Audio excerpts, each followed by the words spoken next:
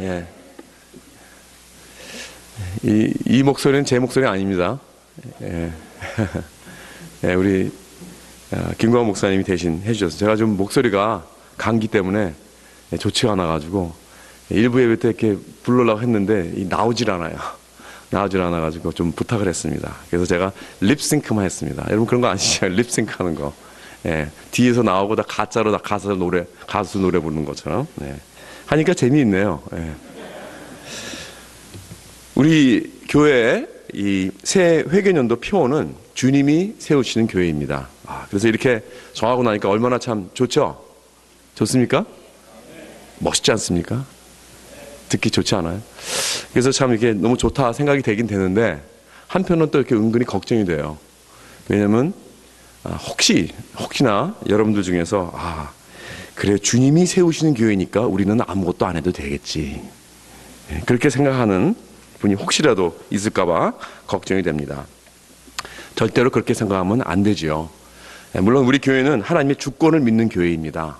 하나님께서 다 컨트롤하시고 우리 하나님께서 모든 것을 다 주관하시는 분이신 줄 우리가 믿습니다. 하나님이 하실 수 있습니다. 그러나 하나님은 또한 사람을 사용하십니다. 아멘. 예.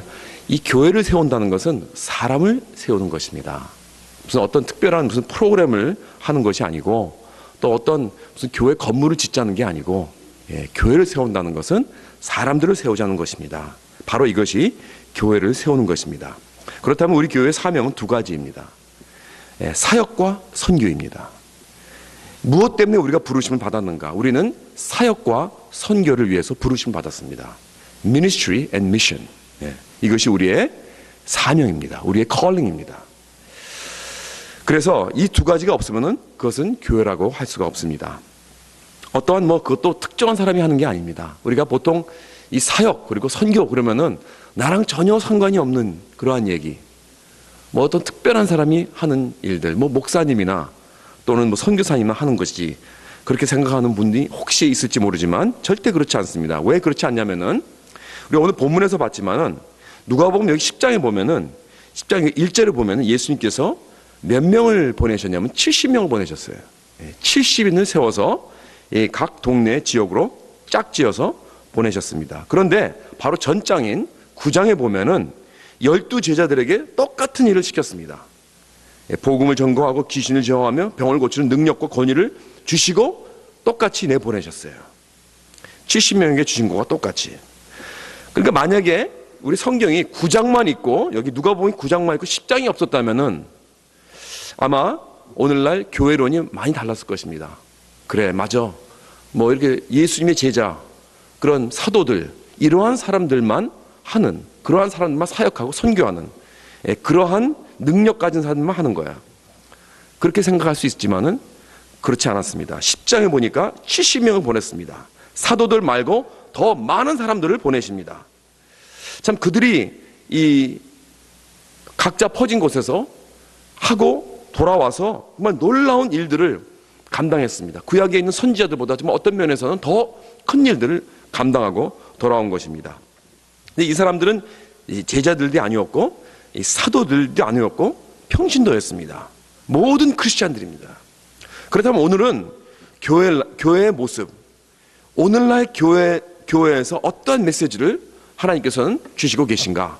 교회란 어떤 곳인가? 기본적으로 어떤 곳인가 말해주고 있는 것입니다. 이 스토리를 통하여서 오늘은 두 가지만 보겠습니다. 이 두 가지가 있어야 교회라고 했습니다. 할 수 있습니다. 첫째로 무엇이냐면은 모든 성도들에게 사명이 있다는 것입니다. 우리 모두에게 사명이 있어요. 무슨 사명? 사역과 또 선교의 사명입니다.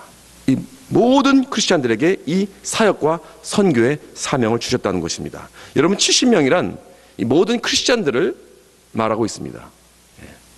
이 완전한 숫자입니다. 그래서 우리는 다 보내심을 받았습니다. 다 사역의 능력을 받았습니다. 어떠한 특정한 어떤 영적 엘리트만 할 수 있는 것이 아니라는 것입니다.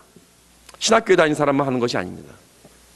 평범히 예수님을 따르는 모든 평신도들은 전부가 다 이 사역과 선교의 사명이 있다는 것을 꼭 기억하시기 바랍니다. 이것이 우리 모두의 사명입니다. 부르심입니다. 여러분, 왜 하나님께서 이 사명을 주신지 아십니까? 뭐 하나님께서 여러분들이 필요해서요? 천국 사업 하는데 여러분들이 꼭 필요합니까? 하나님께서? 여러분, 하나님은 아무도 필요하지 않습니다. 하나님은 직접 하실 수도 있고 하나님 방법을 쓸 때 사람이 꼭 필요한 거 아닙니다. 그러나 하나님은 아까도 말씀드렸지만은 사람들을 사용하시기 원하십니다. 그런데 왜 사용하시기 원하시냐면은 우리가 뭐 우리를 통해서 뭘 얻고자 하는 게 아니고 오히려 우리를 축복해 주기 위해서 이렇게 우리를 부르시는 것입니다. 믿습니까? 예. 여러분, 우리가 필요해서 이게 우리에게 주시는 거예요. 사명을. 우리가 필요합니다. 왜냐하면 사명을 통해서 주님께서는 복을 주시려고. 하나님께서 아브라함을 창세기 12장에서 처음 부르셨을 때 뭐라고 하셨냐면은 여호와께서 아브라함에게 이르시되 너는 너희 고향과 친척과 아버지 집을 떠나 내가 네게 보여줄 땅으로 가라. 가라 그랬어요. 그래서 뭐해? 내가 너로 큰 민족을 이루고 내게 복을 주어 내 이름을 창대케 하리니 너는 복이 될지니라 그랬습니다. 땅의 모든 족속이 너로 말미암아 복을 얻을 것이라 하신지라. 여러분, 하나님께서 복을 주시기 원하시는데 조건이 있었어요. 그게 뭐냐면은 먼저 가는 것입니다. 가라 그랬습니다. 가지 않으면 복이 없습니다. 가서 복이 될지니라. Be a blessing. 가서 그 사람들에게 복을 나누라는 것입니다. 복을 주라는 거예요. 복이 되라는 거예요. 그렇게 될 때 내가 하나님 앞에 내가 가서 보내심을 받아서 내가 남에게 복이 되는 것을 원하십니다. 남을 섬기기 원하십니다. 이것이 하나님의 원칙입니다. 그럴 때 하나님께서는 우리에게 복을 부어주신다는 거 이렇게 약속하신 것입니다. 내가 나의 사명을 감당할 때 하나님께서 나에게 주신 이 사역과 선교를 충실히 감당할 때 하나님께서 우리에게 복을 부어 넣어 주시겠다는 것입니다. 이것을 위해서 우리를 부르신 것입니다. 그렇다면 이 사명을 주신 하나님께서는 그냥 가라고 하시지 않습니다. 우리가 갈 때 하나님은 우리 모두들에게 이 사명을 감당할 수 있는 능력과 권위를 부여해 주셨습니다. 여기서 뭐라고 그랬어요? 19절에 보니까 I give you authority 그랬어요. 내가 권위를 주겠다. 권능을 주겠다. 19절에 내가 너희에게 뱀과 전갈을 밟으며 원수의 모든 능력을 제어할 권능을 주었으니 그랬습니다. 권능을 주었다는 것은 예수님이 우리와 뭐 하겠다는 말씀인지 아십니까? 동역하시겠다는 거예요. 예. 파트너 하자는 거예요. 파트너. 예. 여러분, 파트너는요 그냥 일만 덜어드리는 거 하는 게 아닙니다. 물론 우리가 종이죠. 예수님의 종이지만은 우리는 다른 종과 달라요. 이 종이란 그냥 주인을 위해서 일만 거들어드리는 게 아닙니다. 하나님께서는 예수님께서는 우리와 함께 동역하자는 거예요. 파트너십 하자는 거예요. 같은 권위를 가지고 똑같은 그 파워 가지고 똑같은 권위를 가지고 같이 하자는 것입니다. 합력해서. 얼마나 놀라운 일입니까? 여러분 상상해 보세요. 나 같은 자를 하나님께서 세우셔서 나와 같이 파트너십해서 같이 이 일을 하자는 거예요. 여러분 우리 동업자들 아시죠? 동업 해보신 적 있으십니까? 대신에 동업 안 하는 게 좋은 것 같아요. 많은 교회 동업하다가 싸우고 막 이러더라고요 보니까. 물론 뭐 마음 많은 사람이 동업하면 좋죠. 근데 동업을 하면은 여러분 우리가 똑같이 나눕니다. 그렇죠? 똑같이 이득을 나누고 똑같이 이 권위가 있어요. 그렇다면은 내가 아무리 지금 갓 믿었어도 브랜드 크리스천이라고 할지라도 만약에 내가 주님이 주신 사명을 감당하기 위해 내가 누구에게 참 나아가서 주님의 사랑을 전하고 배고픈 사람을 먹이고 내가 그 사람을 안아주고 그 사람의 손을 붙잡아 줄 때 난 예수의 이름으로 하는 건지 믿으시기 바랍니다. 그렇기 때문에 우리가 포모나 홈레스 가서 음식을 준비해 가지고 갈 때 여러분 그냥 발런티어로 가는 거 아닙니다. 예수님의 동업자로 가는 것입니다. 여러분 예수님의 파트너로 가는 거예요.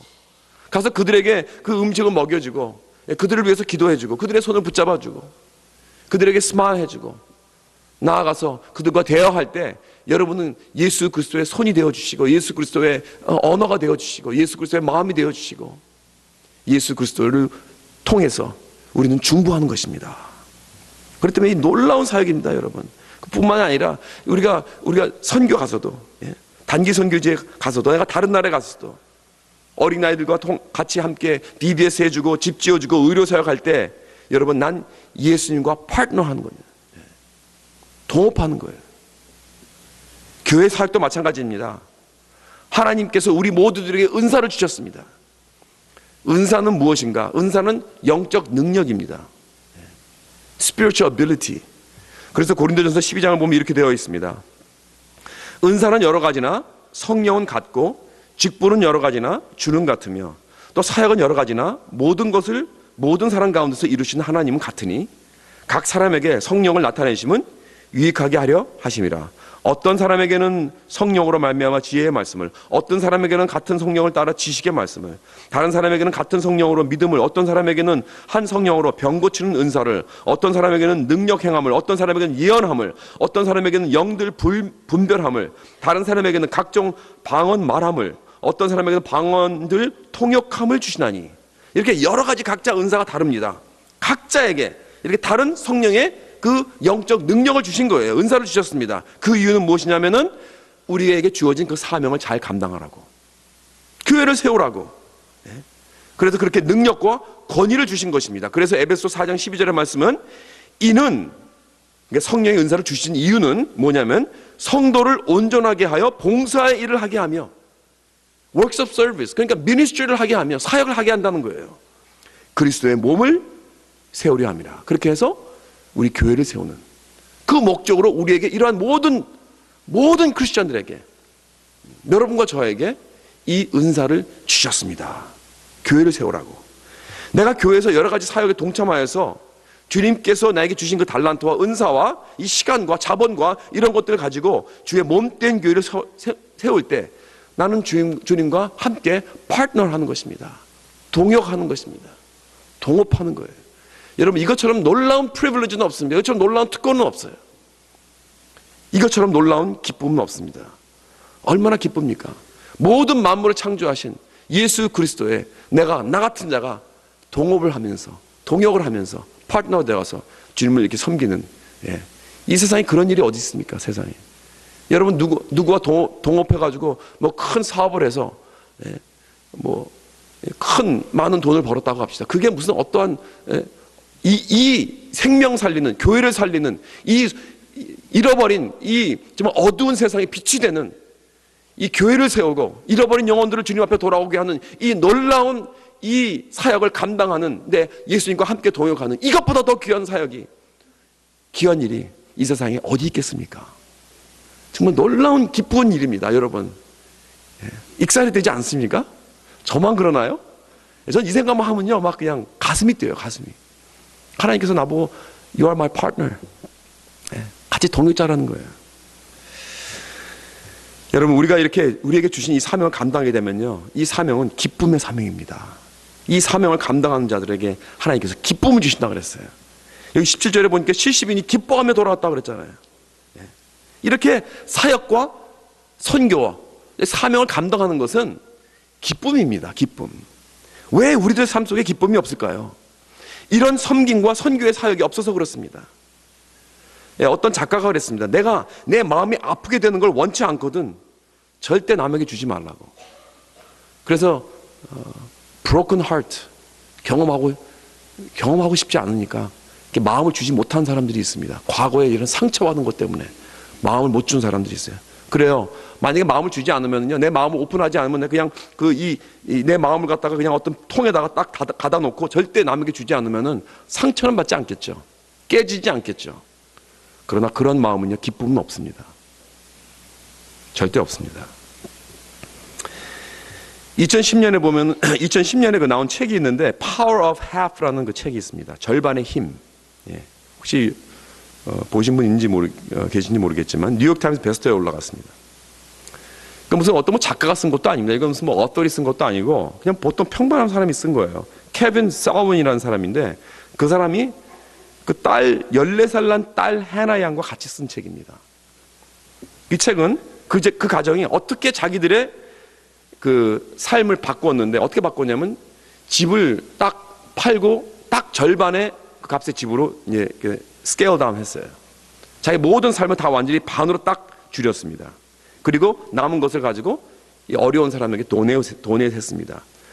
그래서 그 전에 집보다 딱 절반값 나가는 그 집을 사가지고 살게 되면서 그 과정 속에서 무엇을 배웠나 하는 것을 쓴 거예요. 이 아이디어는 어디서 나오니? 14살 먹은 딸이 이 세상의 모든 문제들을 보면서 What can I do to make a difference? 참 나도 이 세상에 이 많은 어려운 일들이 있는데 정말 마음 아픈 일이 많이 있는데 내가 이것을 위해서 무엇을 할 수 있을까?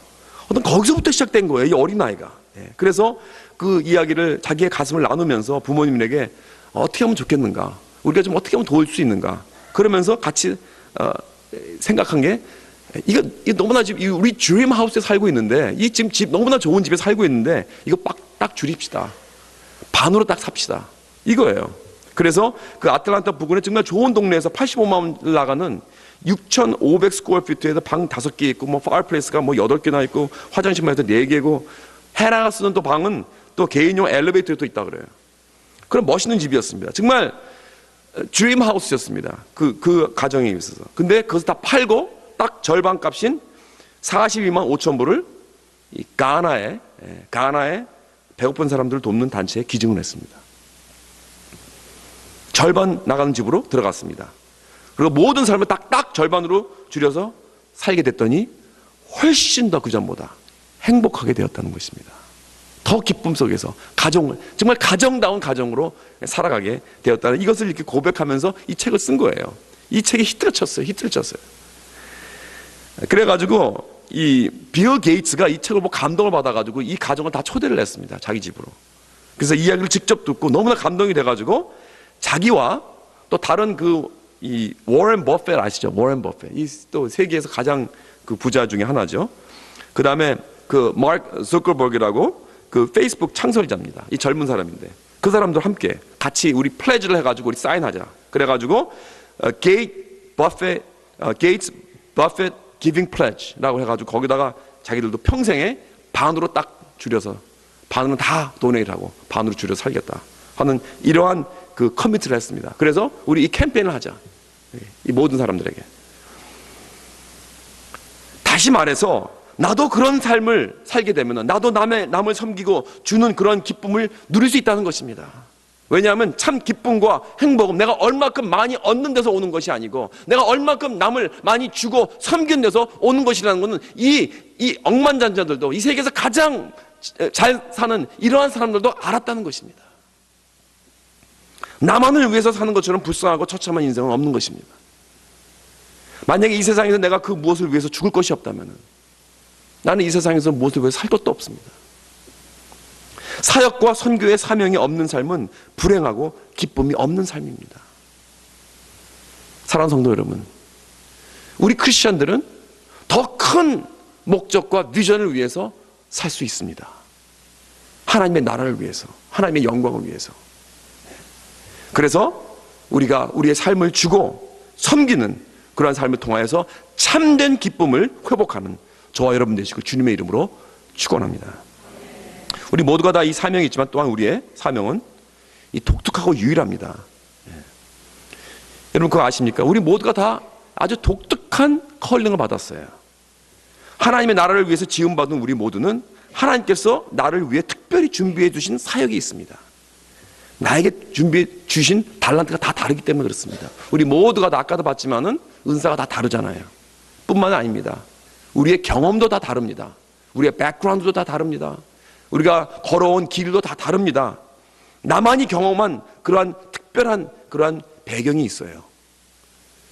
그래서 에베소 2장 10절에 보면 성경에서 말씀합니다. 우리는 그의 만드신 바라 그리스도 예수 안에서 선한 일을 위하여 지으심을 받은 자니 이 일은 하나님이 전에 예비하사 우리로 그 가운데서 행하게 하려 하십니다. 여기서 그의 만드신 바라 그랬는데 이 말은 뭐냐면은 이건 어떤 것을 구상하는 것이냐면은 마치 조각가가 이 돌을 갖다 놓고 이렇게 하나씩 탁탁 짚어요 하면서 아름다운 이 조각을 만드는 이 걸작을 만드는 이 과정을 말하고 있습니다. 나는 그의 만드신 바라. 여러분 한 분 한 분, 한 분 한 분 전부 다 하나님께서 한 분 한 분 이렇게 칩보해 하면서 조각을 만들고 계신다는 것입니다. 유니크하게, 아주 유일하게, 특별하게 이 지구 역사상 여러분 단 한 분밖에 없어요. 똑같은 사람 없습니다. 상상해 보세요. 나라는 사람 역사상 딱 한 사람밖에 없습니다. 하나님께서 그렇게 만드셨다는 것입니다. 내 얼굴 생긴 모양만 그렇게 만든 게 아니에요. 나 자신, 나의 삶, 내가 경험한 것 아주 유니크합니다. 여러분, 그렇다면은 거기에서는 특별한 뜻이 있습니다. 왜 그렇게 만드셨는가? 여러분, 미국 경제사회에 나와 있는 직업의 종류가 몇 개인지 아십니까? 거의 1000개라고 합니다. 1000개. 여러분들이 아시는 직업 종류가 몇 개입니까? Doctor, lawyer, teacher, businessman, engineer. 또 뭐 있어요? 잘 모르시죠? 우리 자녀들은 그거 5개 정도 중에 하나 들어가는 거밖에 잘 모르실 거예요. 그러나 여러분, 그러한 종류들의 이 종류의 직업이 1000개가 넘는다 그래요. 거의 1000개가 된다 그래요. 거기 안에 또 여러 가지 잡들이 얼마나 많습니까? 카운트를 할 수 없다 그럽니다. 여러분, 우리 교회 사역도 마찬가지입니다. 저는요, 처음 교회 나갈 때 평신도가 하는 사역은 성가대하고 유년주 이렇게 교사하는 것밖에 없는 줄 알았어요. 그리고 그 외에 다른 것들은 다 목사님들이 하는 걸로 알았어요. 그랬는데 제가 세르박 교회에 한번 세미나를 갔는데 그 교회에서 사용하는 이 사역들을 담은 바인더를 봤는데 그 한 장에 사역 하나입니다. 미니스트리 하나에 한 장에 바인더가 이렇게 두꺼워요. 한 거의 2000장 되겠더라고요. 다시 말해서 이 교회 안에서도요, 한 수천 가지 사역을 할 수 있습니다. 여러분, 그렇게 하나님께서 나를 만드신 것은요, 나를 위한 유일한 목적과 사명과 그 사역이 있다는 거예요. 그것이 뭔지 우리는 디스커버 해야 됩니다. 그걸 발견해야 됩니다. 나의 패션은 나의 사명을 말해주고 있습니다. 나의 경험은 나의 사명을 말해주고 있습니다. 나의 은사는 나의 사명을 말해주고 있습니다. 여러분, 나만이 받은 상처는, 그 어려움은 또한 나의 사역을 말해주고 있습니다. 우리 교회에서 후원하는 그 COF 사역, Circle of Friends, 여러분 잘 아시죠? 장애우 사역이죠. 우리 교회 김영심 집사님, 김혜리 집사님 부부가 시작하신 미니스트리입니다. 이 두 분이 다 발달 장애를 아들들을 두었습니다. 그래서 그런 장애우 자식을 키우는 것이 얼마나 부모로서 어려운 것인지 우리는 모릅니다. 보통 사람들은. 그분들만 아시죠. 그래서 정말 그 배경을 가지고 그 어려움과 그 마음 아픔을 가지고 이 다른 장애우 가족을 섬기기 위해서 COF를 만들었습니다. 2002년에. 왜냐하면 장애우 부모의 마음은 장애우 부모밖에 모릅니다. 그래서 생게브리엘 지역에서 단 2명의 장애우로 시작해서 이제는 정말 50명의 장애우를 여러 다양한 프로그램을 통해서 섬기고 있습니다. 서머 캠프도 하고요, 마라톤도 뛰고, 또 클래스 활동을 또 제공하면서 장애우만이 할 수 있는 그런 어떤 핸드차임이라든가 여러 가지 뮤직 활동, 뭐 여러 가지 자원봉사들과 함께 같이 이렇게 하면서 그들만의 그 생활을 정말 즐기면서 아주 그들이 그 노는 그런 모습 보면 얼마나 해피하고, 그때 잠깐이지만은 그 시간에 잠깐 부모들은 다 그 자녀들이 좀 기쁘게 놀면서 배우고 즐기는 그 모습을 볼 수 있는 것입니다. 이 얼마나 이 사역이 귀하고 참 이 자랑스러운지 모릅니다. 하나님께서 보시기에 이런 특별한 사역을, 그거 쉽지 않습니다. 얼마나 어려운지 모릅니다. 돈도 많이 들어가고요, 자원도 항상 모자랍니다. 그런데 그것을 보고 항상 이렇게 스트러글하는 그 모습을 이렇게 이메일 그 보고서를 통해서 보면서 참 전 마음에 와닿습니다. 하나님께서 기뻐하신 사역이구나. 내가 남보다 더 가진 것이 많다면 난 사명자입니다. 내가 남보다 더 아는 것이 많다면은 나는 사명자입니다. 내가 남보다 어느 부분에서 더 경험을 많이 했다면은 나는 사명자입니다. 그러니까 하나님은 내 배경, 내 좋은 것, 나쁜 것, 경험, 내 실력, 교육, 달란트, 성공, 실패, 모든 것을 다 합해서 나를 어떠한 특별한 사람으로서 이 세상에서 단 둘도 없는 사람으로 만드셔서 나에게 사명을 주셔서 그 사명을 감당하여 그 기쁨을 누리게 하시는 것입니다. 모든 크리스찬들은 이렇게 다 사명이 있습니다. 내가 크리스찬이 되는 그 순간부터 예수님은 나에게 능력을 주시고 유일한 사명을 주셔서 그 사명을 감당하는 기쁨을 주시는 것입니다. 여러분, 그래야 내 삶의 목적과 기쁨을 나는 찾는 것입니다. 그 다음에 두 번째로는 섬김의 자세입니다. 섬김의 자세. 그럼 20절을 보시겠습니다. 그러나 귀신들이 너희에게 항복하는 것으로 기뻐하지 말고 너희 이름이 하늘에 기록된 것으로 기뻐하라 하시느냐 그랬습니다. 여기서 보면은 예수님께서 기뻐하고 돌아오는 70인에게 좀 이상한 말을 하세요. 마치 찬물을 끼얹는 듯한. 아니 가서 막 거기서 그냥 사역하면서 승리를 얻고 돌아와서 예수님 우리가 승리했어요. 하고 귀신들도 막 나가요, 도망가요 하면서 막 기뻐하는데 이게 웬일인가. 예수님은 파리 포퍼도 아니고 막 찬물에 끼얹은 거예요. 그러면서 뭘 기뻐하지 말고 무엇을 기뻐하라고 하시는 거예요. 이것이 사역에 있어서 아주 중요한 자세라는 것을 말씀해 주고 있습니다. 동시에 이 사역에 있어서 아주 위험한 그 위험도 있다는 것을 언급해 주시고 계세요. 우리가 분명히 조금 전에 말씀드렸죠. 사역의 그 기쁨이, 우리가 인생의 기쁨이 없는 것은 사역이 없어서 그런 것이다. 사명이 없어서 그런 것이다. 근데 또 한 가지 문제는 뭔지 아십니까? 우린 틀린 것들 가지고 기뻐한다는 거예요. 기쁨 없이 사역을 하는 것이 아니고 엉뚱한 것을 가지고 기뻐하면서 사역한다는 거예요. 이게 문제라는 것입니다. 비본질적인 것들을 가지고 기뻐하는 거예요. 본질적인 것들을 기뻐해야 되는데 이 내부적인 것보다는 껍데기만 가지고 기뻐한다는 거예요. 영원한 것보다는 일시적인 것들로 기뻐한다는 것입니다. 가장 기본적인 것보다는 잠깐 있다가 없어지는 것들, 아니면 2차적인 것들, 3차적인 것들, 이런 것들 가지고 우리는 좋아하고 날뛴다는 거예요. 그러니까 항상 업앤다운이 심하죠. 오늘은 기분 좋은데 내일은 시무룩합니다. 왜냐하면 우리는 엉뚱한 것들 가지고 기뻐하기 때문에. 이게 문제입니다. 물론 뭐 항상 기뻐하라고 그랬으니까 뭐 기뻐하는 자체는 그것이 뭐 이렇게 나쁜 건 아닙니다. 그런데 문제가 뭐냐면은 그 기쁨의 원천이 어디서 오느냐, 이게 중요한 거예요. 예수님께서 기뻐하지 말라고 하는 것은 우리의 기쁨의 그 원천이, 그 소스가 환경에서부터 나오는 것이 아니고 마음 중심 깊은 곳에서부터 흘러나와야 된다는 거예요. 이것만 있으면 된다. 아무리 모든 것이 다 잘못되어 가도, 아무리 모든 것이 다 어렵고 힘들어도, 다 없어지고 다 망가져도 이것만 있으면 난 기쁨이 있다. 이거 있잖아요. 여러분 있습니까, 그런 게? 여기에서부터 기쁨이 나와야 되는 것이라는 거예요. 자, 그럼 예수님께서 뭘 기뻐하지 말라는 것인가? 귀신들이 너에게 항복하는 것, 이것 가지고 기뻐하지 말고 너희 이름이 하늘에 기록된 것으로 기뻐하라 그랬습니다. 그러니까 예수님께서 말씀하시는 건 지금 너희들이 내 업적과 무슨 성공을 가지고 기뻐하고 있다. 너희들이 능력이 귀신들이 이기니까 그게 즐거운 것이다. 그러는 거예요. 이 제자들의 문제는 오늘날 많은 사람들의 문제입니다. 우리들은 내가 뭔가 이루었다, 내가 뭐 성공했다, 내 삶에 이런 것 가지고 내 삶의 중요함을 세워가고 있다는 거예요. 이게 문제입니다. 내가 정말 중요하고 특별한 사람이라는 것을 내 성취감과 내 성공에 근거를 하고 있는 거예요. 이게 문제입니다. 여러분의 가치가 어디서 오는 것입니까? 여러분의 배경, 여러분의 레주메에서 이력서를 가지고 한번 써보세요. 내가 이러한 교육을 받았고, 내가 이러한 배경이 있고, 내가 여기서 이런 곳에서 내가 나왔고, 이러한 내가 능력이 있고, 내가 뭘 잘하고, 내가 뭘 이루었고, 이런 것을 가지고 우리들은 여기에서 나의 가치관을 찾는다는 거예요. 이게 문제라는 것입니다. 지금 제자들이 자기 이력서를 막 흔들면서 기쁘게 달려오고 있을 때 예수님께서 그만해라, 관둬라, stop it 소리 지르십니다. 절대로 용납하지 않아요. 왜 그런지 아십니까? 왜 이게 중요한지 아십니까? 여러분 18절을 보세요.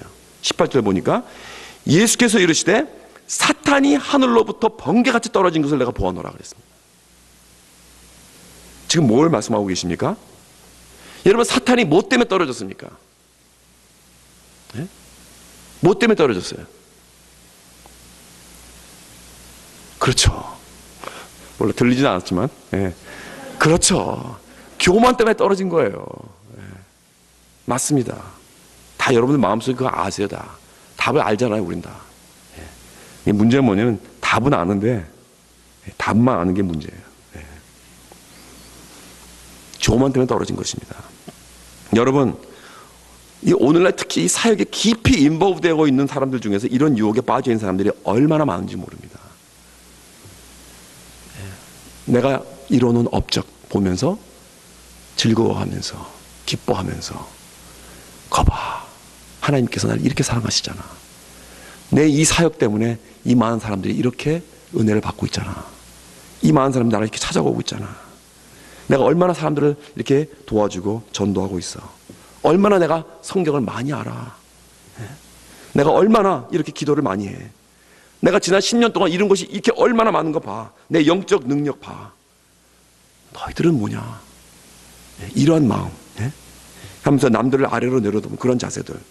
우리 가운데 특히 사역에 아주 깊이 섬기고 있는 사람들 중에서 이런 마음과 생각을 가지고 있는 사람들이 생각보다 많다는 거예요. 여러분, 이건 사탄의 영입니다. 이거 조심해야 됩니다. 이런 자세가 우리를 망하게 하는 것입니다. 예수님은 바로 이런 것들을 말씀하시는 것입니다. 그러니까 귀신들이 너에게 항복하는 것으로 기뻐하지 말고, 즉 이런 내가 이룬 업적과 성공 사례로 인해서 내 이름이 높아지는 그런 것 가지고 기뻐하게 될 때 사탄으로 변나가게 되는 것을 내가 보아노라 그랬어요. 예수님께서. 너희들도 조심하지 않으면 똑같이 망한다. 대신 복음으로 돌아가는 것입니다. 사랑하는 성도 여러분, 내가 무엇을 이뤘다 하는 것이 아니고 그것 가지고 기뻐하지 말고 내 이름이 저 천국에서 기록된 것으로 인해서, 즉 내가 한 것이 아니고 우리 주님께서 하신 것으로 인해 기뻐하시는 저와 여러분 되시길 주님의 이름으로 축원합니다. 사람들은 이 세상에서 자기 이름을 만들려고 노력하고 있습니다. 자기 이름을 높이고 이 세상에서 자기 이름을 기록하려고, 자기 이름을 못 박아 놓으려고 하고 있습니다. 그러나 우리 크리스찬들의 이름은 벌써 다 기록이 되어 있는 줄 믿습니다. 할렐루야. 믿으시죠? 그렇기 때문에 우리는요, 우리 이름을 갖다가 이 세상에서 갖다 박아놓을 필요가 없어요. 기록할 필요가 없는 거예요. 다 헛된 짓입니다. 빌립보서 4장 3절에 보면은 이오디게와 순두게와 클레멘드와 그 외에 바울의 동료자 이름이 생명책에 기록되었다고 바울이 그랬어요. 이런 바울이 뭐 어떻게 알아요, 그걸? 자기가 생명책을 봤나요? 그게 아니라 예수 그리스도를 내 구주로 영접한 사람은 그 모두가 다 그 이름이 생명책에 기록되어 있는 것입니다. 그렇기 때문에 내가 크리스천이 되었다면은 내가 피땀 흘려서 노력해가지고 성취해가지고 이래서 그런 충분한 업적을 이루어서 내 이름이 생명책에 기록된 것이 아닙니다. 그 이름 벌써 다 해놓으셨어요. 누가? 예수님께서. 예수님의 피로 인하여서, 예수님의 그 땀을, 그 노력과 희생을 통해서 다 성취해 놓으셨습니다. 십자가에서 다 이루셨습니다. 하나님께서 이제 충분하다고 하셨습니다. 그렇기 때문에 저와 여러분의 이름이 생명책에 적혀 있는 줄 믿습니다. 여러분, 내 이름이 예수 그리스도의 피로 적혀 있다는 사실 기억하시기 바랍니다.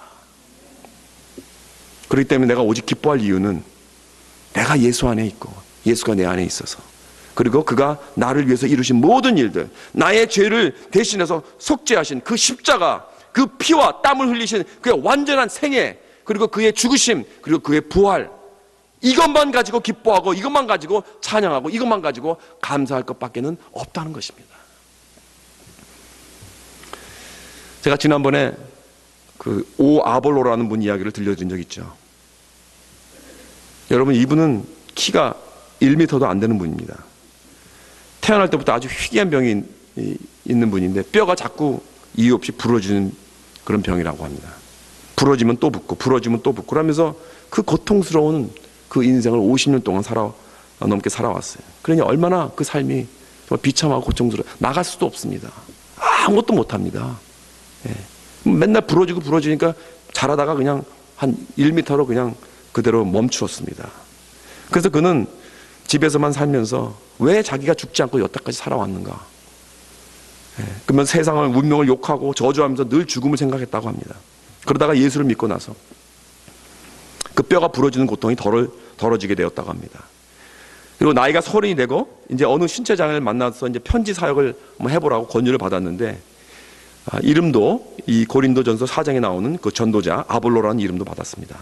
그래서 그는 이제 새 삶을 살면서 어떻게 하면 내가 좀 하나님 위해서, 내가 나의 모습이 이렇지만은 내가 무엇을 위해서 어떻게 살 수 있을까 생각하면서 편지를 시작했습니다. 편지를 쓰기 시작했어요. 그래서 자신을 소개하고, 나는 어떤 사람이라고 소개하고, 살아갈 이유를 소박하게 편지에 담아서 어려운 사람들에게 이렇게 매일 50장씩 매일 보냈다고 합니다. 그러니까 그는 자기가 이 세상에서 가장 그 불행한 사람인 줄 알았는데, 그리고 모든 사람들이 자기보다 다 행복한 사람인 줄 알았는데, 알고 보니까 굉장히 불행한 사람들이 많다는 거예요. 그걸 깨달았어요. 그래서 이 편지사의 가치를 알게 되었습니다. 물론 자기보다야 어렵지 않겠죠. 암만 이 편지를 받는 사람들은. 그러나 뭐 우울증 있는 사람, 뭐 감옥에 갇힌 사람, 취직을 못해서 자살을 생각하는 사람, 그런 뭐 원망이 가득한 뭐 암 환자, 뭐 이혼 그 위기를 맞은 부부, 뭐 과도한 뭐 체중으로 고민한 여고생, 뭐 탈영으로 꿈꾸는 군인들, 그야말로 인생의 모든 역경과 시련을 맞은 사람들에게 위로와 격려와 소망의 편지를 쓰기 시작했습니다. 그 편지의 마지막 글은 꼭 이렇게 썼다고 합니다. 우리에게 사는 것보다 더 큰 축복은 없습니다. 이렇게 마쳤다고 해요. 이게 생각해 보세요. 이 참 정말 이러한 고통을 받는 사람한테 온 편지입니다. 그러니까 이 편지를 받아본 사람들이요, 수많은 사람들이 자기도 막 불행하다고 생각했는데 너무나 감동을 받은 거예요.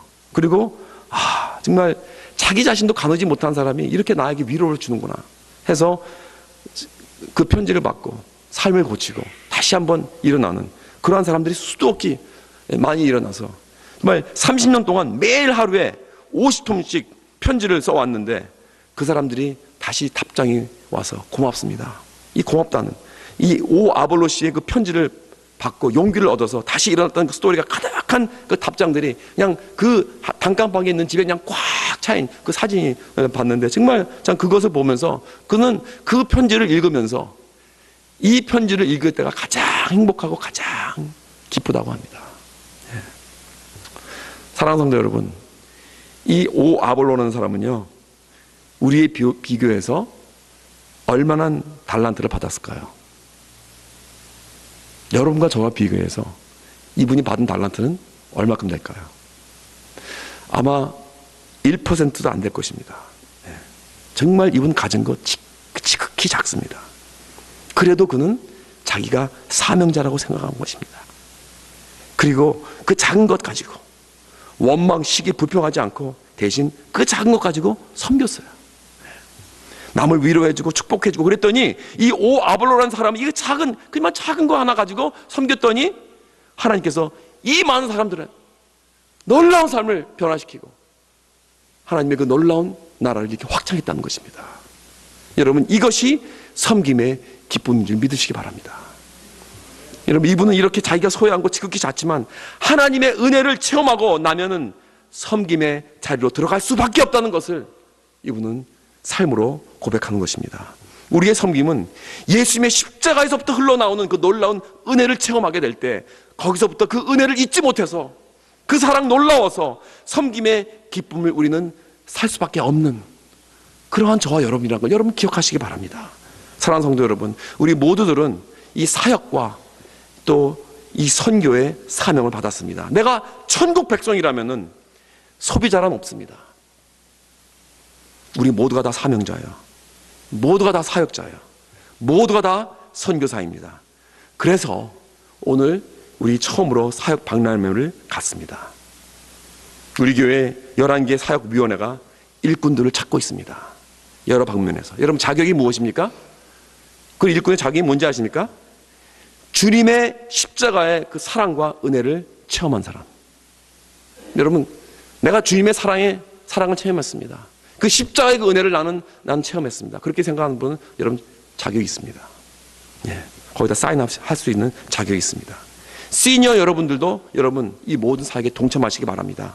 내가 나이가 들어서 이제 뭘 하느냐고, 내가 뭐 몸도 난 걷지도 못한 사람이라. 여러분도 오 아볼로라는 사람보다 낫습니다. 솔직히. 여러분, 오 아볼로 같은 분이 사역을 할 수 있다면 여기 있는 분들 중에서 나는 사역하지 못해요 라고 말할 수 있는 사람 한 분도 없습니다. 아직까지 사역에 참여하지 않았던 분들은 이번 기회에 참여하시기 바랍니다. 나는 하나님의 동역자입니다. 믿습니까? 여러분, 주님이 나에게 섬길 수 있도록 부르심과 능력의 권위를 부어주셨습니다. 이 사명은 기쁨의 사명이요, 나만이 할 수 있는 아주 유일한 사역과 선교입니다. 오늘도 주님은 교회를 세우고 계십니다. 그리고 오늘도 산돌들을 찾고 계십니다. 이 산돌들이 되어서 우리 CMC 교회를 세우는 저와 여러분 되시고 주님의 이름으로 축원합니다.